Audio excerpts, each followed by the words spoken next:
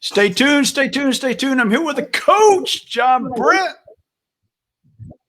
And I'm here with the vet, Mr. Ingram, and two great guests tonight for a great topic. I can't wait. Yes, so tonight's topic is going to be the Rittenhouse case. Oh my gosh, it's got everybody on the seat. Wow. You got the judge correcting people up there like he's a drill sergeant, which I love it.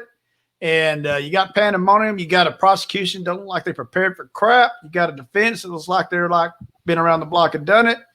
But we're going to air all that out. But we got two great guests, and I'll introduce the one right below me, and I'll let you introduce Coach Ingram. We've had a long fellowship, but right below me is the loose cannon himself, Don MacCuish. How you doing, Don? Oh, doing outstanding. You're coming up here to Kansas City actually this weekend, so pretty cool. I am. You know, I love that shirt you got on, Don. Coach, did you see the shirt he got on? It says the coach in the vet. Yes. Oh my gosh, I love it. I love it. I love it. Yeah, and the coach, and the coach has the hat on too. The only two that don't have it is us. What the flip are we doing, man? I don't know what's going on. So, Don, I got to let you tell us about this photo here. Go ahead. Yeah, so this actually popped up on my Facebook feed today, and it was actually appropriate for tonight. This was 9 years ago today when you and I were stationed in Germany together, and this was a graduation for what they call the Warrior Leaders Course. You know, the guy, that's my back's turned to everyone, but it was my favorite picture out of the pictures, so that's the one that I wanted to send. And I guess also as we're talking about Rittenhouse, a young guy, that he could have been, you know, any one of those kids standing in that formation right there, having graduated school, but he's not. He's in a different situation. So there are some parallels that I thought would be interesting. And again, the picture kind of popped up today, and there was a connection between you. There was a connection between the topic, so I wanted to share it with you guys. Before I take the picture down, I want to throw this to the coach. Coach, that building behind them, that's the gym. And that glass there on the front is where the treadmills are at. And when it snowed, you got to look out across the little valley and across the field, the baseball field and everything. It was pretty cool. Just throwing it out there. So anyway. That would be very, very nice. Yes. So in that picture somewhere, I just don't know where he was at. Yeah, he was there that day. Yeah, I promise you I was there handing out coins, talking to soldiers during that time for sure. Those are good times, Don. Definitely. So go ahead, Coach. Tell us who we got. We know this guy. Well, I'll tell you who we got. We got a legend, Pittsburgh legend. We got Coach David Ingram. As I used to say, we live in the triangle of Kesterson, Parkland, and Milligan. And he used to live there right in the middle of all the gangsters of Kesterson and Milligan Drive on Parkland, just right around the corner from me. A lot of people don't know that. We always talk about being a coach in middle school and junior high for us, but I always remember Coach living just right around the corner for me. So, Coach, great to have you again. I always love when you're on the show. Great. I love being here. Glad that y'all asked me to come back. Got some high socks here, some high socks and booty shorts. I told Ian, I said, I guess I need to come up with another picture on this, but it does kind of that old number 55. Oh, no, don't do that. Old number 55 there. It's looking pretty sharp. Pretty sharp. I'm going to tell you right now, Coach, the next time you're on here, I'm going to find those shorts and I'm going to Hey, we had kids that watch this now, John Brent. We can't do that. Watch. And then you see the old football picture, front row, number 4 in your program, the great Ian Griffin, smallest guy to ever play 7th grade football for Pittsburgh, I believe, at least in my term. But he growed up pretty good. I dusted off. I dusted off a little bit. My growth spurt hit. Say again? I do have a question about that photo.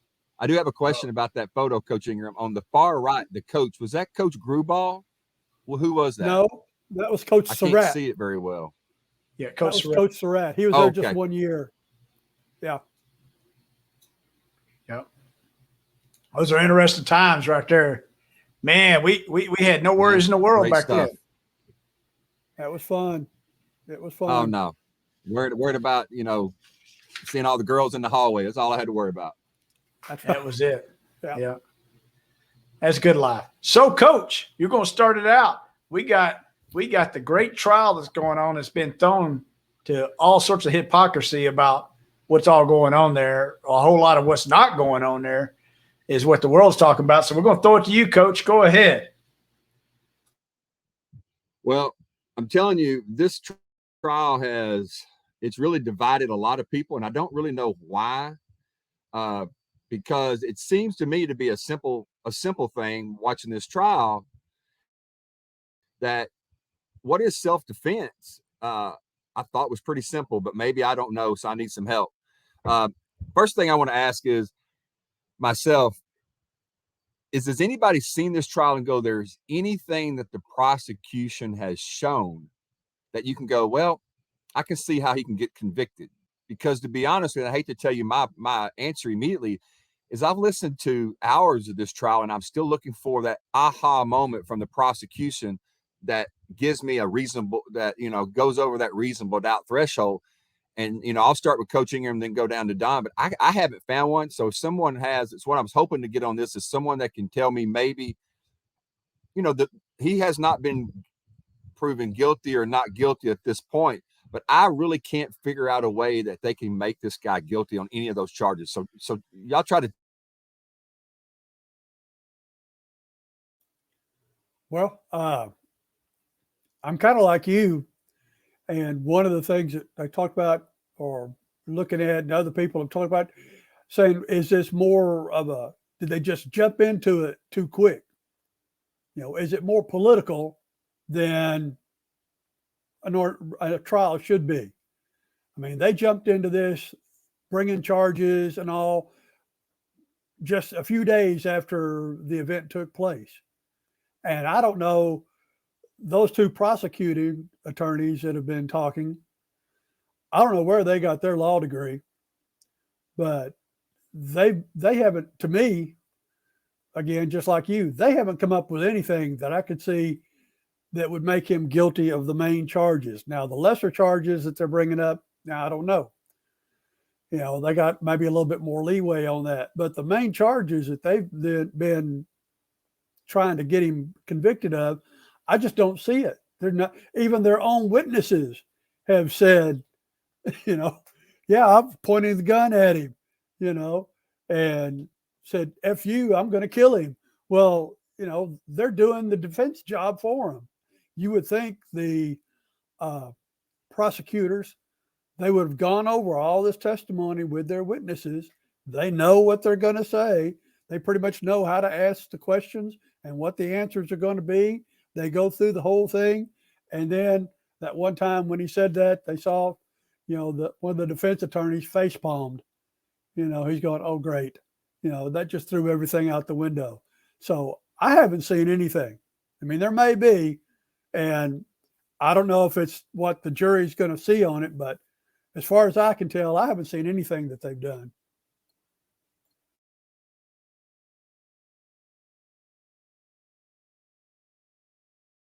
Uh-oh. Coach faded out. So we're going to throw it over to you, Don. What do you think on that real quick?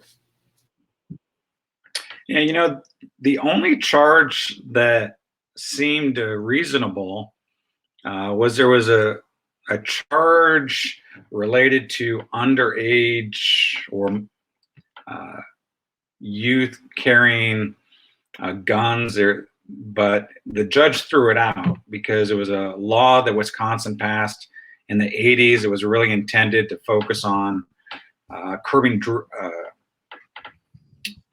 gang violence. And so the law was kind of specific and it didn't really apply to the weapon that Rittenhouse was using. But the judge threw that charge out. And that was really the only one that you could have probably had a legitimate argue over. I think this case is so fascinating for people to watch because it's definitely educational. It's relevant. It is eye-opening. It really points to how dishonest the media is and how powerful the media is in terms of shaping opinion. Because I think everyone that watches it would universally agree that he's not guilty, regardless of your political beliefs or regardless of what you thought going into that courtroom. If you sit there and just watch the prosecution, the witnesses, Rittenhouse's own testimony, I think everyone would leave saying, yeah, he absolutely did nothing wrong other than perhaps choosing to be there. But it seems like he even had good reasons to be there. He was cleaning up graffiti that morning at the high school. Horrible words that were spray painted all over the high school wall. He had been working with this group of car dealership owners that owned several car dealerships in the area. Again, in the morning, went over to the car dealership because it had been set on fire, and built a relationship with those owners and a handful of other folks, and was rendering first aid to people and doing all sorts of normal things, things that we probably wish our children would want to do. Maybe not in that area, but I think there's elements of what he did that most parents would be proud of. And then for the whole thing to get turned on him like this, I just think everyone, for their own sanity, ought to just watch the original content and don't let it be filtered by CNN. Don't let it be filtered by Fox News. Don't let it be filtered by anyone, and render your own judgment on it. Well, and there's a couple of things that I want to jump into, and I'm going to pass it to the vet. Is there a couple of things I say that maybe I look and go, well, he didn't do correctly. One was lying. He did lie about being a certified, I guess, ER tech or med tech, whatever they called it, and also bringing an AR-15 into that situation. He didn't have to. He was kind of excited about it. But one of the things that the vet and I were talking about was yesterday, I think it was yesterday when they had the final arguments, that CNN, MSNBC, and Fox on the radio we were listening to, and I could hear them on the radio because I know the vet was at the house, but actually all three of those were playing the prosecutor's final arguments. But when it went to the defense argument, CNN and MSNBC went to something else, and only Fox was carrying the defense. So it's almost like, let's filter out what the defense is doing so the people that listen to us won't actually know what the other side was actually even saying. It was absolutely, vet. It was disheartening, but why should I even be surprised? You shouldn't be. I'm going to answer that first thing you asked everybody else here in a second. You shouldn't be. MSNBC didn't even show it live.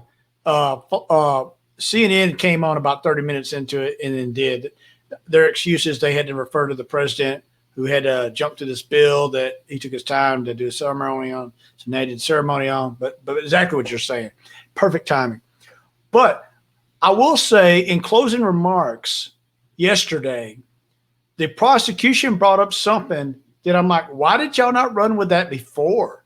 I mean, y'all were not thinking? They brought up this right here after the first shooting, on the second and third shooting, that the people that were attacking Rittenhouse, Huber and Gross-Kurtz, that they thought that he was an active shooter.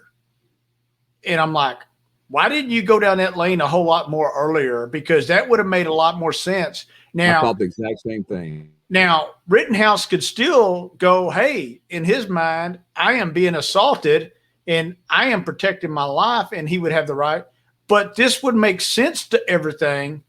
But as you saw the video that the defense threw down there, and I hate to smile about it because I shouldn't be smiling about it, to be honest. But the poor young man ran, people threw stuff at him. People were harassing him. They kicked him. They finally knocked him to the ground with a skateboard. Somebody kicked him and hit him with a skateboard.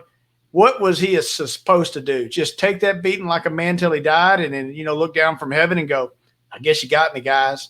And my other deal is what sane person goes and attacks anybody with a gun, period? I mean, do you expect any other outcome? But Wayne Woodall's writing that, and that is after the first victim. But the defense did show the shooting of the first victim. And that was important because I had not seen that the whole time. All I've heard was a testimony. And there was a testimony for 3 people that I'm aware of the first victim, 2 of them saying that Rittenhouse was in danger. And then one of them was saying that the Marine, the former service member, said, well, he should have shout, show, shove, and shoot. Well, when you're running away from the guy that's chasing you, who threatened to kill you earlier, and you're running away from him in the retreat mode, I think he's seen your gun. That's the show part. He's already seen that. And then when he gets in hands reach of you, you're supposed to shove him in as you're in the running backwards mode. No, that's not how that works. And it does show him within about this far distance from his hand to the end of the gun is as close as you can tell. You can't tell if he touches the rifle or not. And then he fires finally. He fires at him, aggressing him. Flat out is what it shows. And then you can't see it no more. And I think it's a drone footage is actually what it is. But we couldn't see that until then. And I'm like, any sane person would have been like, dude, you're chasing me a freaking all around here. I've got the gun. You threatened to kill me earlier. I got the gun. You're still chasing me. What am I supposed to do? Anyway, I throw it back to you, Coach. Well, I mean, absolutely. I don't believe that really looking at the evidence, especially the gentleman that was on there when they asked him, did you have a gun with a loaded round in it pointed at him? And they showed him the video and he had to say, yes, I did. I mean, there's really not, I don't think the argument really could be, and that's why I don't think this trial should even have happened. I don't think the argument should be, did he have the right to defend himself with the actions that those 3 people did? The only thing that you could even bring up is, could he bring this weapon, or should he have brought this weapon? And being a 17-year-old, should he even have this weapon? And I know there's some legalities on that. But outside of that, they say, well, he shouldn't have went across state lines to help. Well, those people went across state lines to protest. I mean, we don't even talk about that there was a whole bunch of people doing a whole lot of illegal things there that wasn't even from there. And he went there to actually try to protect property that friends asked him to come. So I don't believe the shooting as much as the issue. Of course, people died. And anytime someone dies, that's the issue. But I believe that, and I'd like to ask Don and Coach Ingram the same thing.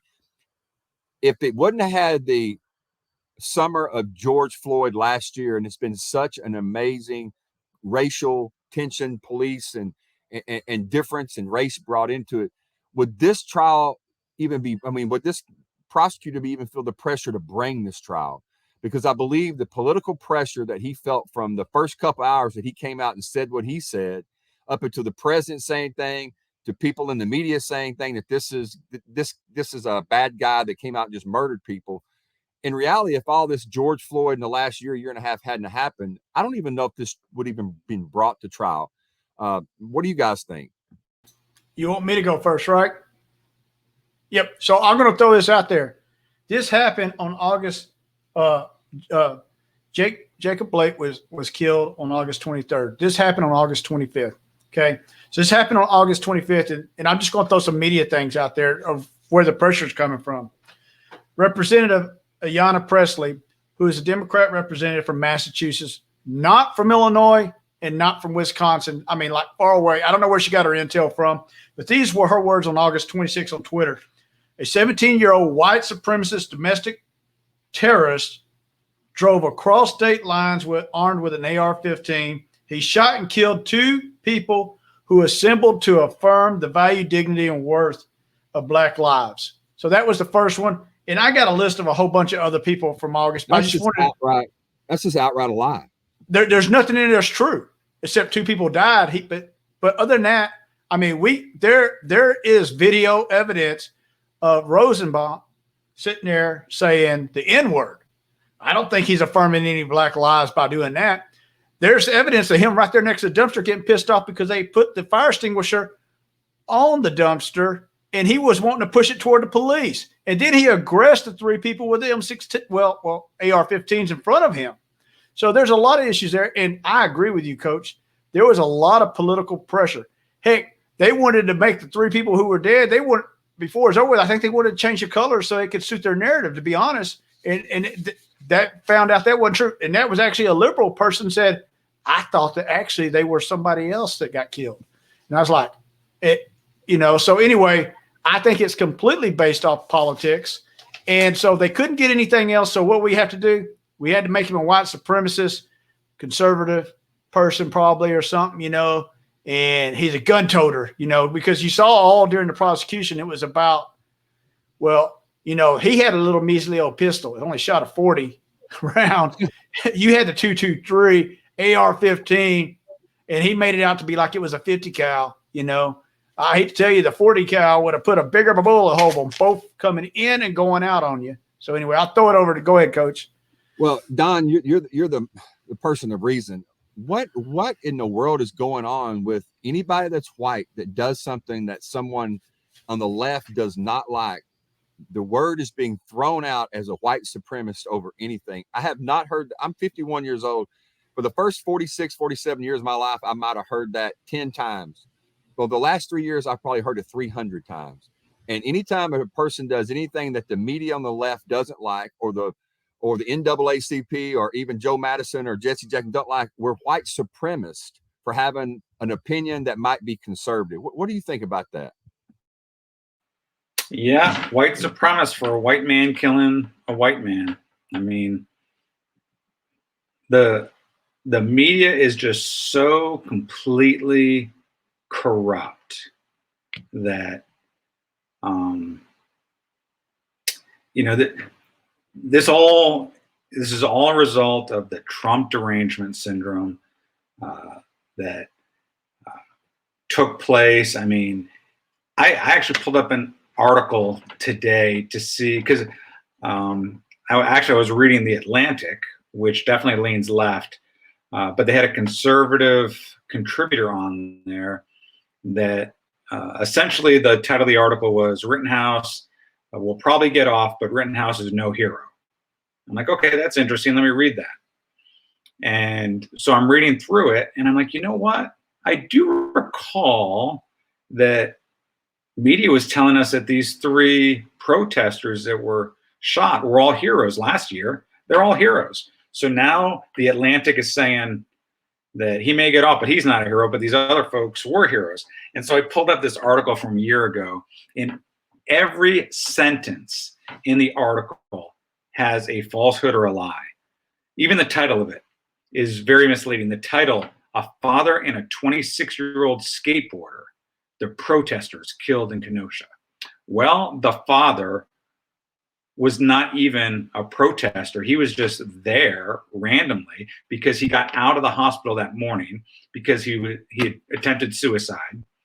He was released from the hospital in Kenosha, went to his ex-girlfriend's house, trying to stay the night there. And she's like, no, I have a restraining order on you. You can't stay here. And so he's just wandering the streets of Kenosha. And there's protests going on. So he wasn't a peaceful protester, but they're calling him a protester. What is he really? He's a man that's been in prison for 10 years because he had sexual relations with 5 underage boys. He was diagnosed with bipolar disease, 2 suicide attempts, 1 hospitalization because of it, restraining order on his girlfriend. I mean, this is not a perfect, beautiful, peaceful protester. And a father, yeah, he fathered a child, but he had no relationship with that child. So to call him a father when he's all those other things, and then the 26-year-old skateboarder, well, yeah, you're a 26-year-old skateboarder, but you've also been sent to prison twice for 2 violent crimes, 1 against your brother, 1 against your sister, and you've used that skateboard to, impose violence on Rittenhouse that evening. And you also have been diagnosed with bipolar disorder, and you don't have a relationship with your mother, and a whole host of things. But that's not what the article says. It says a father and a 26-year-old skateboarder, the protesters killed in Kenosha. And then you can go on to the next sentence. They died on a Wednesday night in a small Wisconsin city, 40 miles south of Milwaukee, where demonstrations against police brutality had continued. It's just funny to see how they wrote the narrative a year ago, and again, don't watch the news, don't read those things except to just kind of give you situational awareness. Go to the original source. The original source is the testimony that's going on in the courtroom. Listen to the prosecution, listen to the defense, listen to the witnesses. it's so blatantly obvious that this was just wrong in so many ways. Yeah. I don't know.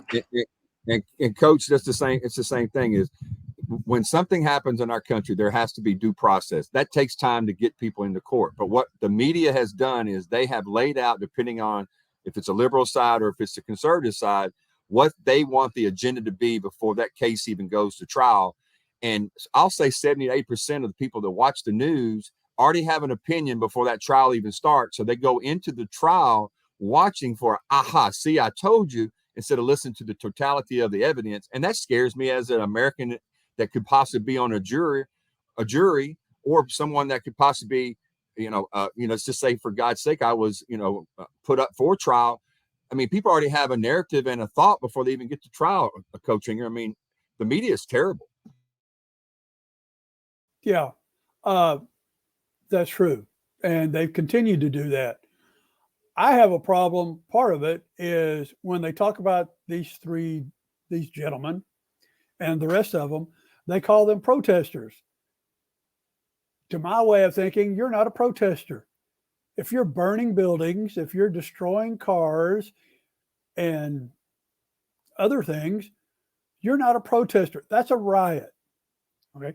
I'm old enough. I can go back to the protests in the 60s, Martin Luther King, and they were protesting for civil rights.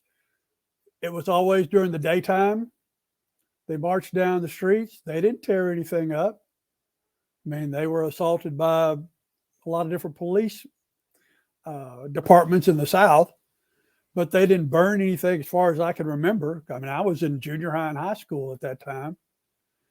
But now, they want to call them a protester when they're burning buildings and, like I say, burning cars and even people being killed. All right? That's not a protest. That's a riot. And to me, the leaders of Kenosha and the governor of Wisconsin, they were kind of complicit in this. Well, if you tell the police to stand down, well, then you're letting them let them, the protesters, if you want to call them that, do whatever they want to do. Okay. Well, to me, that's a problem. Where have we as a country now decided that, okay, it's good, let's just burn buildings. You're protesting because you don't like something. Okay, well, we can protest. That's in the Constitution. You have the right to assembly. You have the right to protest, but you don't have the right to riot. And that's what this has been. But if you call it that, oh no, they're protesters. They're protesting injustice. And that's the part of the problem that I have with it.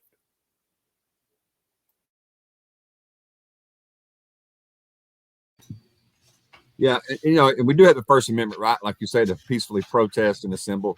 And it says protest and assemble. It's been, historically through the courts, it's been a peaceful thing that you do.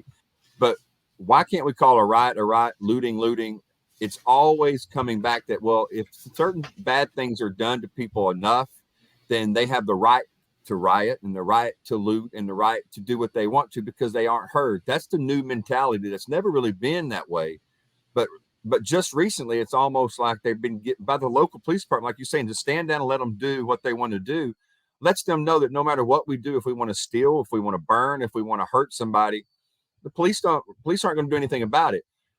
I mean, yes, it would be great if we could go in and arrest every rioter and looter there is. If you did that for, 3 or 4 years in a row, maybe it would do something. But what we've seen over the last 3 or 4 years, especially when the Trump years to now, is that when there's something like this going on, everybody is so politically correct. They want to stand back and let them have their peaceful protest /riot /loot. And that way they get it all out of them, because if not, they're going to come after us and our jobs.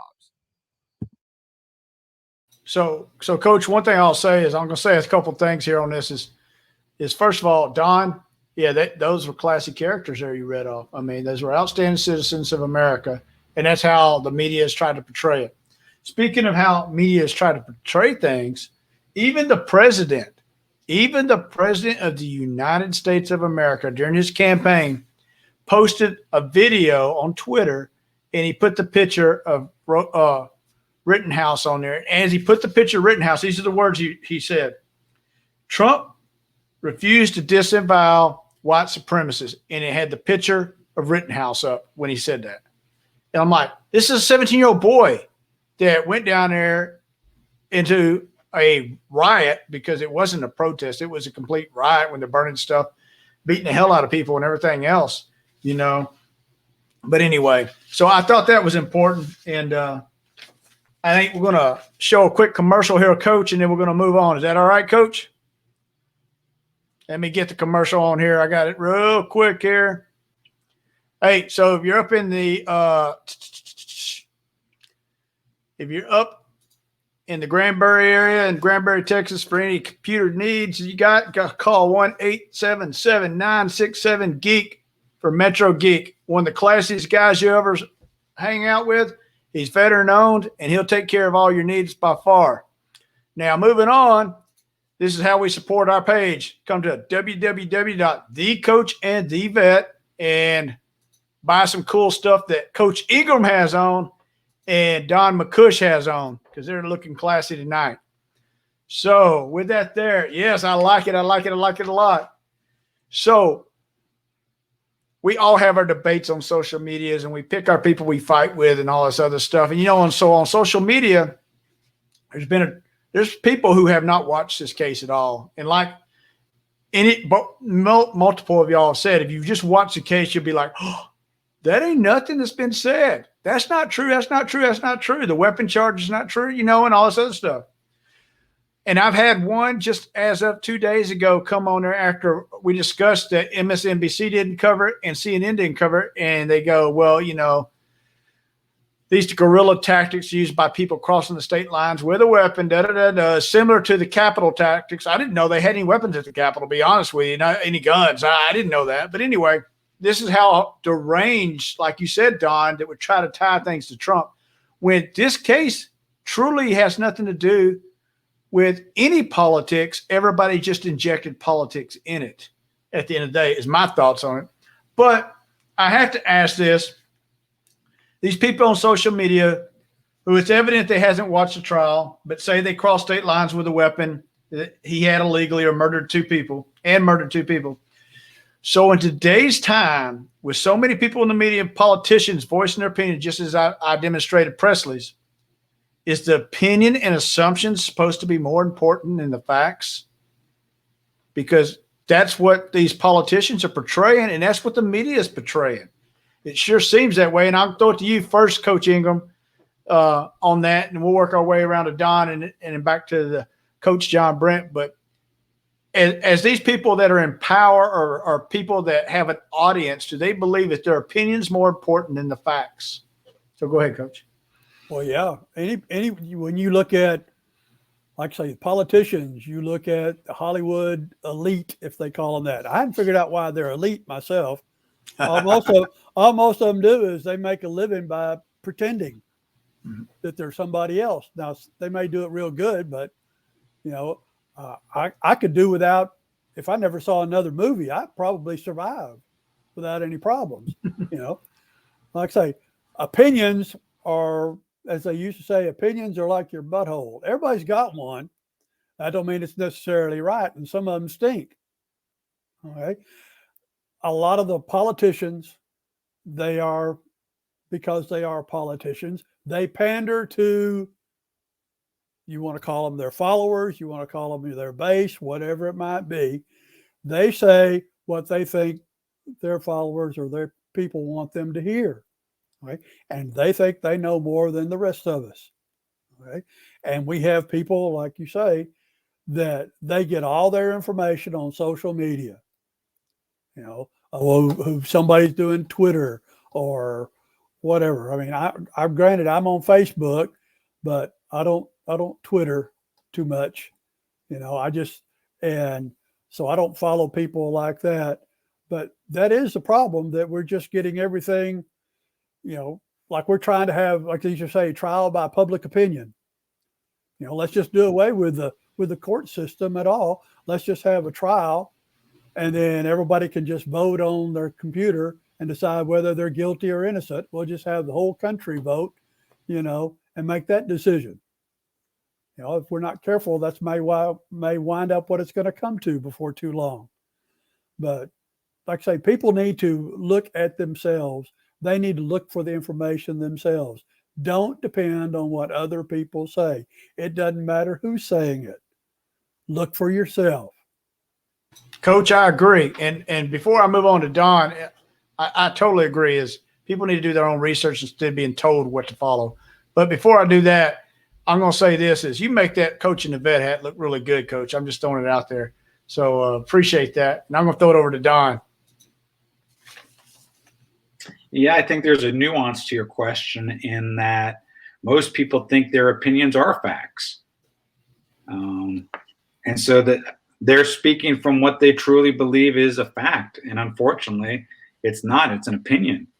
It sort of goes to Coach's comment of, what did Rittenhouse, how did he screw up? Yeah, I agree. The image of him holding an AR-15 in the streets of Kenosha isn't a good image. And that I formed opinions just from that image of this is a 17-year-old that's, not doing things right, or this is a 17-year-old that's rogue. There's things that just that image can evoke, and it evoked it in me as well.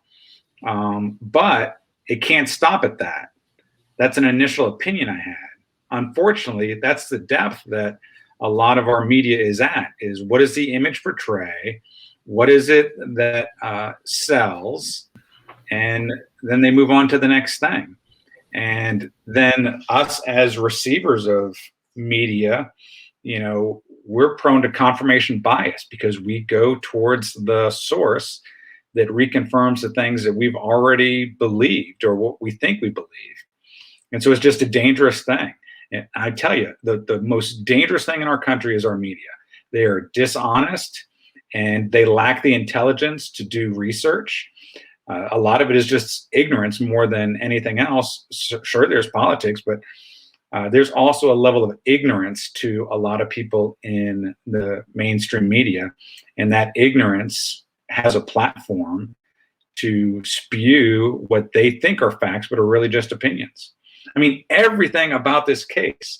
I mean, I'm telling you, people, watch the case. Why was he in Kenosha? This is some rogue 17-year-old that's crossing state borders. Well, first of all, he lives on the border. And he was living with his mom and two sisters.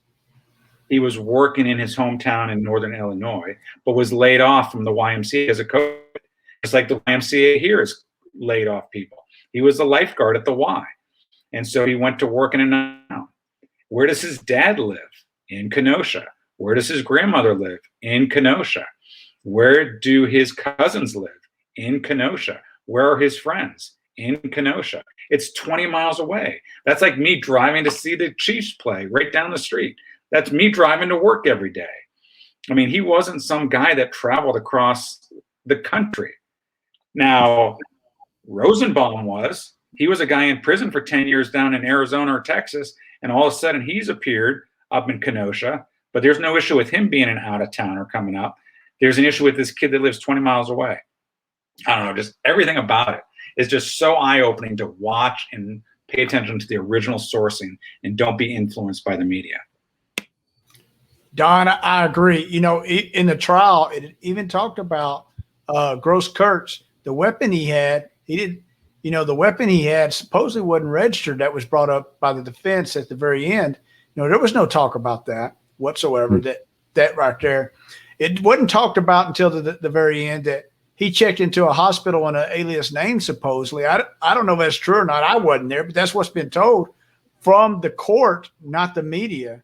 That's in the court being said, not in the media. So those are kind of crazy things. And, they look for Rittenhouse to be a white supremacist. They purged his phone, couldn't find a damn thing on it whatsoever. But they wasn't allowed to go to Gross Kurt's phone and such. So they just pulled up his social media and saw what he was affiliated with and, opened some eyes on that one, according to the courts, But like you said, listen to what's in the court. That's where the truth is, not everything else. Go ahead, Coach. I want to hear what your thoughts are on that. Well, a fundamental principle of our American criminal justice system is a defendant that is accused of any crime has to be proven guilty, and he is actually innocent until he is proven.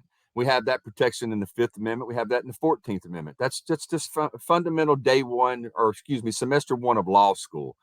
And anybody that's been in the media more than a few months that's covered any trial learns that immediately. The clause regarding self-incrimination in the Fifth actually was developed so you don't have to incriminate yourself. So the government actually has to prove a case against you. You don't even have to speak. So, but what the media has done is they become the voice for what they want to call as the victim, because we're in a battle right now between victim and the victim mentality and the victim versus the oppressor. And they love that narrative more than anything. And this is actually a perfect example of the victim versus the oppressor and the white against the black and the white supremacist, just again, being, that the KKK is just running rampant around the country, which no one can ever find one. I don't even know one. I've never met one, but the way that you hear it from the left media is they're just running all over the freaking town all the time. And like we said earlier, the white supremacist, I had to look up the definition just recently just to know what it really was, because I was getting confused thinking I didn't even know what it really was because I thought I did. And come to find out, yes, I did know what it was. It's not what's being portrayed. So one of the things that frustrates me the most with this trial is this young guy is being guilty in the public and having to prove himself innocent. The minute that this trial is over, you're hearing already when he gets off, if he gets off, that's not the way our justice system is set up. If they prove the case beyond a reasonable doubt, he goes to jail. If they don't, he is innocent. It's not he got off because he's white, he's a white supremacist or whatever. But that's what you hear is he's going to get off. That just means that there was not evidence to prove that he was guilty, Vet. This thing has gotten crazy out of hand in the last few years that people forget what the foundation of the criminal justice system that starts with the 1791 Bill of Rights, and it hasn't changed and it will not change. So with that there is, I got to move on to the next question. And I agree with you. So, and you kind of alluded to it, Coach, is the judge has stated that in America, everyone is innocent all the way up to the point a jury decides that they are guilty in America. And they are afforded the privilege to be respected as if they are innocent all the way up to that point. That's the first thing. So many in the media have come out and criticized the judge that he's like the lawyer for Rittenhouse. Don, you and I have been on a lot of court martials, and we have watched a lot of court martials. And I've been where there's 2-day court martials, there's a week-long court martial, or even longer. I've been where there's only like 2/3 of a day of a court martial. I have found out, though, when it comes to a court martial, the judge will spend a significant amount of time on the first day, almost half the first day, ensuring that the accused's rights are all protected and they fully understand everything. That is, part of the judge's responsibility, I thought. And so I'm going to throw it around. I'll start with Don and go to Coach Ingram, then Coach John Brent. Do y'all see anything different with that, or is that the judge's responsibility? Have you seen the case? Do you think he's being impartial, or do you think he's just sitting there just being a lawyer for somebody as the media has portrayed? Go ahead there, Don, if you don't mind. No, I think what we've seen over the past several years is this tendency to lean on the judicial system to legislate for us. And this is a result of it. And so one of the second or third order effects of that is you now expect the judges to impose sentencing based off of the pressures from politicians versus politicians addressing problems that politicians should address. I mean, what we really should be talking about here, or what the debates should be on, is, are the laws of stand your ground in Wisconsin appropriate looking at this case? Maybe they are and maybe they aren't, but the laws are the laws. And so instead of using this kid to impose a political belief, our lawmakers should go back to the lawmakers of Wisconsin should go back and review their laws. That's the way the system should work. And the judge should be left to judge that case and not legislate if the laws were written the way we no longer want those laws anymore. I mean, it is cut and dry in Wisconsin what is legal and what is illegal in terms of stand your ground. And I pulled it again. Go to the original source. I pulled up the Wisconsin law because I want to make sure I understand what we're arguing here. Does he have a legal right to be there? If the answer is yes, then the only three questions are, were you the instigator? If you were not, did you provoke the confrontation? And then did the other party continue to threaten you? And in all three cases where he shot from his rifle, all three of those were met. And so straight from Wisconsin law, as it is written, he did absolutely everything within the legal rights of folks in Wisconsin. But then you could argue, well, he should have retreated. Well, that's also written into the Wisconsin law that the opportunity to flee or retreat before he or she is used force shall presume that the actor reasonably believed that that force was necessary to prevent imminent death. And so you can't even bring into the court the fact that they should have fled, because that's out of the equation. Well, Don, I will say this. I'll say this. On the first one, he did. He ran, and the dude chased him. And on the second one, he was running to get away from that situation. I don't know what his plans were once he got away. And then people all of a sudden started throwing things at him, and they knocked him down. He was kicked, and he was hit with a skateboard. Both times he was actually in the flee mode, and then he's on the ground. I mean, I don't know. Go ahead. And he doesn't even have to be in the flee mode in Wisconsin. That's what the discussion should be. Is that the right law for the case? Or, is that the right law for the state, I should say? Is that the right law for the state? Maybe it is, maybe it isn't. But that's the discussion. One thing I often refer to is when somebody says, well, I don't like this or I don't like this. I'm like, well, go get the law changed. Go change the law. People, I know somebody, Coach John Brent, seen me argue with her. She didn't like the Second Amendment. Well, go get 2/3 vote and go get the damn law changed. It is in the Bill of Rights. Hate to break the news to you. It's going to be a hard one, but go ahead. Right. If you don't like it, change the law. The judge can't change the law. That's what we're trying to do. Yeah.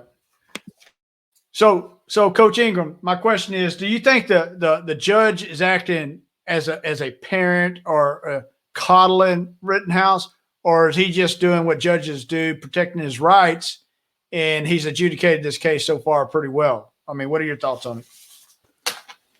Well, I think he's done the job that he's supposed to do. He's protecting the rights of the defendant, which you need to make sure that, because he has all those rights, he has the rights. And the prosecutor has occasionally tried to sneak some things in, and he's shut him down on it, said, no, you can't do that. We've already discussed this, and so on. Because the prosecution's job is to get a conviction. That's their job. Okay. And they're going to do everything they can to get one. So they're going to try to sneak those little things in if they can. And the judge is there in both cases. The judge is there to make sure that all the rights are followed, the law is followed, and so everything is taken care of like it's supposed to be. So I don't think he's done anything wrong at all. I think he's followed procedure of whatever the law is in Wisconsin. He's done it. And all these other things about his having ringtone that was the Trump theme song or whatever, or make this comment about Asian food coming in from lunch. Well, big deal. People have to get a life. Don't draw things on silly things like that. That doesn't make any sense to me. And part of this, on one thing I just wanted to mention, because I saw this on the arguments of one of the prosecutor when they were talking about that he should have just let himself take a beating. Well, who in their right mind is just going to stand there and let somebody beat him overhead with a skateboard, or be kicked? A skateboard can be a deadly weapon. It can kill you just as easy as a gun or a club or anything else. But to have the nerve to say he should have allowed himself to just take a beating and then go on, well, they could have just beat him to death. You know? Coach Ingram, I'll say this, as you know as well as anybody, I was tiny in school, and I was not about to be beat down all the way down without putting up some resistance. Might not have been much back in those days, but Jesus. I know that doesn't even make common sense. But I think, again, my opinion, the judge has done a real good job. I don't see where there would be anything that anybody would have a complaint about. All right. So I'm going to throw it over to the coach. What do you got, Coach? Well, if anybody remembers, about 25 years ago, we had the O.J. Simpson trial, and most of the people that saw that trial said Judge Ito sat there and just let the court get out of control, let the prosecutors and defendants pretty much run. And most of the pundits after that said, what you need is a judge that is in control of his courtroom. And this judge has been in control of his courtroom. He set procedures. He set rules early on. He said, you can and cannot do these things. And a couple of times that the prosecutor went over that, he got pissed. And, it's kind of good to see the emotions of a judge going, what the hell are you doing? We already talked about this. You don't do these things. And, people hate that if it's on the opposite side of the narrative that they want, because they want this judge to coddle the prosecution. So their narrative is, get this little white kid convicted, because when people go out and peacefully protest, you can't just run up in there with a gun and start shooting black people. And they ended up being white people, and it ended up having self-defense issues.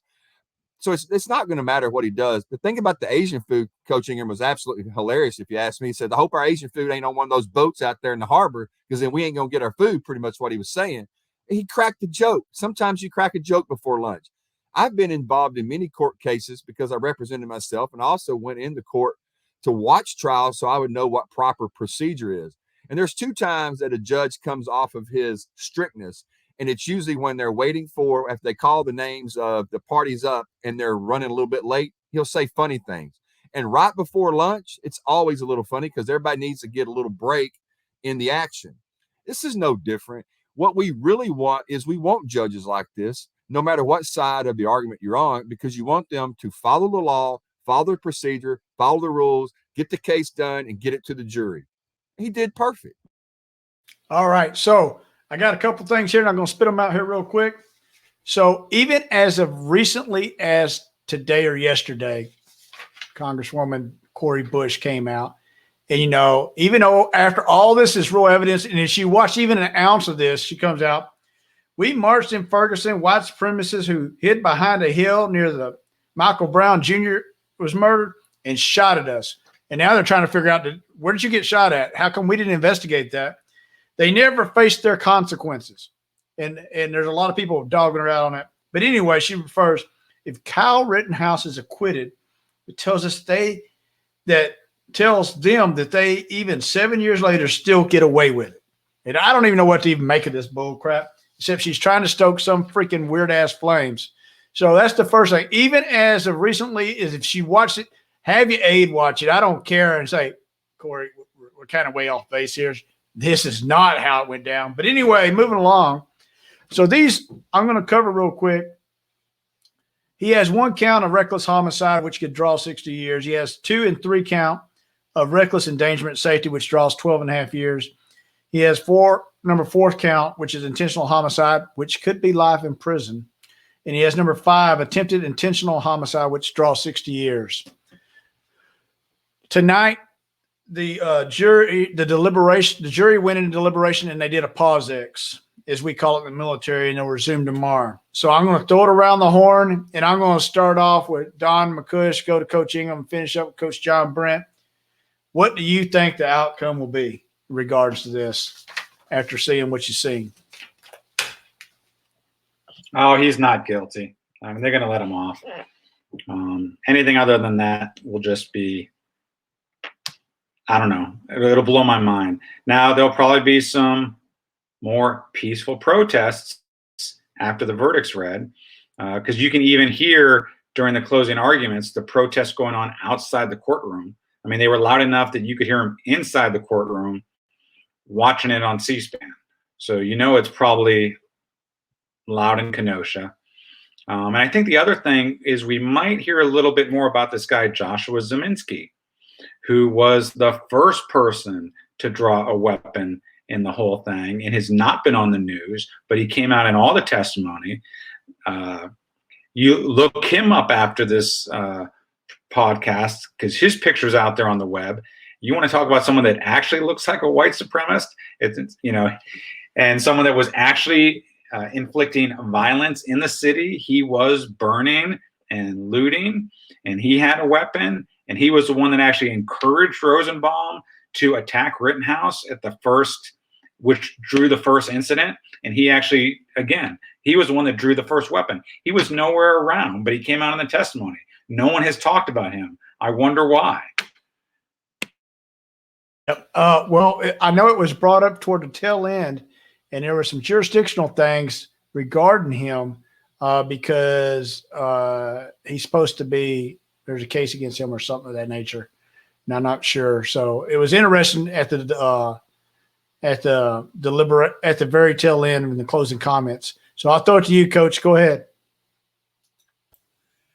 Well, I think if they base their determination on the trial and what they heard in the courtroom, I would say he will be not guilty.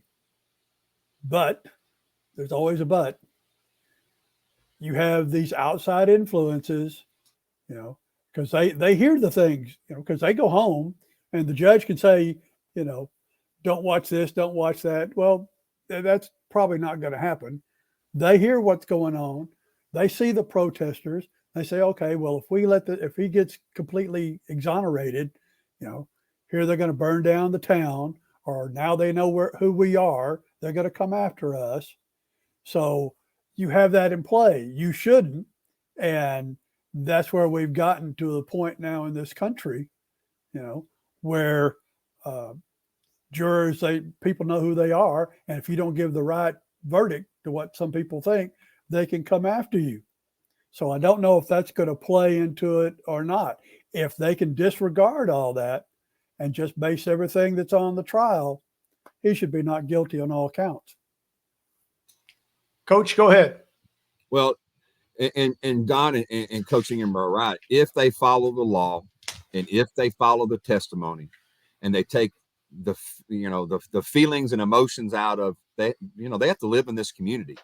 If they take that out and actually just follow the law, follow, the testimony, there's really no doubt the gentleman is not guilty of what he's been charged of. Politics do play into it, and also emotions really play a lot into it. I'll never forget that when the O.J. Simpson, I hate to bring that up again, but when the O.J. Simpson trial was going on, I remember the verdict was going to be out, and we heard about it, and we all ran over to a coworker's apartment. And we're in there waiting for this verdict. And I'm telling you, everybody in that room knew that he was going to be convicted. Just was. But the surprise of the century, when it comes to the courtroom, outside of Casey Anthony, I'll just say that was a different century, but was absolutely, I remember for weeks I felt sick to my stomach. There are times that the facts and the testimony that comes out is different for those 12 people that are hearing it there, and they have the emotions involved. They have the mountain of pressure on their shoulders. So we really don't know. And Kyle Rittenhouse's mother said she's absolutely nervous of this outcome, and she should be, because what we've seen from the president of the United States down to Congress people, to police people, to NAACP, to ACLU people saying he's white supremacist, he's guilty, and he's going to get off. She should be nervous. But if they follow the law, he's not guilty. I personally believe, and I got faith in America, and I believe he'll get a full acquittal at the end of the day. If you watch the case with an open mind, even if you were leaning one way or the other, you'll sit there and go, okay, there's no evidence of that. There's no evidence of that. And no evidence that. If you read the law like you have to, like Don MacCuish said, and apply it, there's nothing he can really be charged with. The closest thing he could have was the 6th count that was dropped, was the weapons charge. But then they found out that didn't even apply to him, because the length of the weapon itself.